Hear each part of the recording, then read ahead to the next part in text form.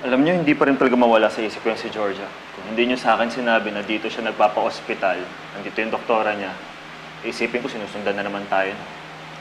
At malamang, kasama nun si Rome sa klinik. Hindi talaga ng mundo, no? Biruin niyo, nung isang araw kami naman na nagkita. Nagkita kayo ni Rome? Oo. Pero nagsinungaling ako sa kanya. Sabi ko sa kanya, nagpaiwan ka sa Singapore. Malamang yun yung dahilan kung bakit nagpunta si Rome sa bahay nung isang araw. Anong sabi mo?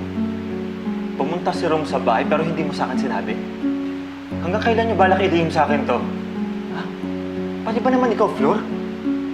Nagagawa mo na rin magsinungaling sa akin? Walang kasalanan si Flor. Nakiusap ako sa kanya na ilihim na lang sa'yo. Bakit, ha? Bakit hindi ko maintindihan? Bakit? Katulad nito, nagagalit ka na naman.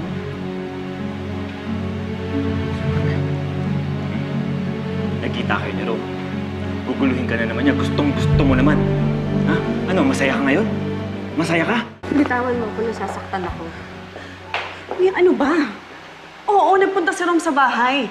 Pero hindi sila nakita ni Emma dahil hindi nagpakita si Emma kay Rome. Paano? Ha?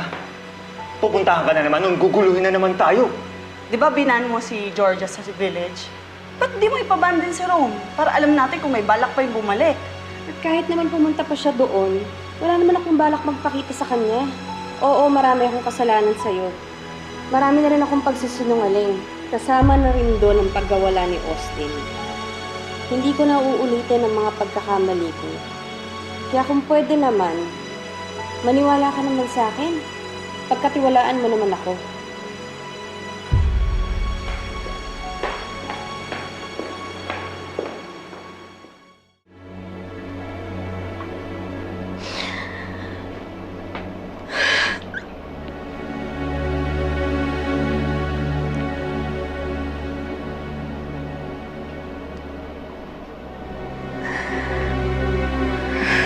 Emma? Anak? Anak, ba't hindi ka pa bumababa? Alam mo anak, nagluto ako ng mga paborito mong pagkain. At sigurado akong magiging paborito din yun ng pangalawang apo kong lalabas. Ay, oo nga po, Nay. Ano po, mag-bis lang po ako, ano, tapos bababa na po ako. Paano? Nay Lourdes, sige po. Mauna na po kayo. Ganun ba? O sige anak ha, kasi alam mo, ando na kasi si Angelo, naghihintay. At saka baka lumamig kasi yung mga pagkain Sige ha? po, Nay. Opo. O sige anak, o sige, bahala ka na muna. Bilisan niyo.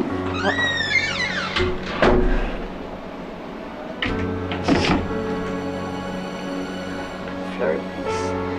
Huwag mo na sasabihin kay nanay yung nangyari para hindi na lumaki yung gulo. Pasensyahan mo na si Kuya, ha? Medyo mainitin talaga yung ulo niya lately. Salamat din, ha? Para saan? Kasi kahit ang dami na nating pinagdaanan, dyan ka pa rin, tapos iniintindi mo pa rin ako. Siguro, paraan ko na rin to para makabawi sa'yo. Naalala mo dati? Madalas, nagbubulag-bulagan ako. Nagbibingi-bingihan. Si Kuya na lang lagi kong iniintindi. Never kitang inanawa, Emma.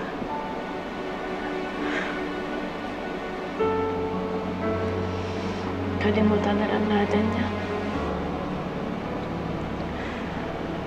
Nagbago ang lahat ng yun nung nawala si Austin.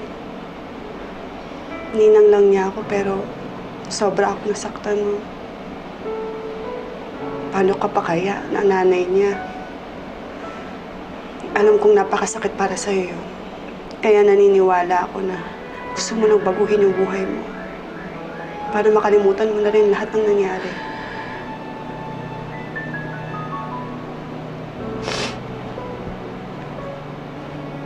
Huwag na lang natin pag-usapan, Bes.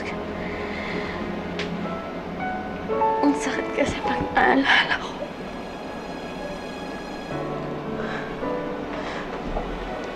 I'm sorry, Emma. I'm so sorry. Basta tandaan mo, magiging kaibigan mo na ako ulit.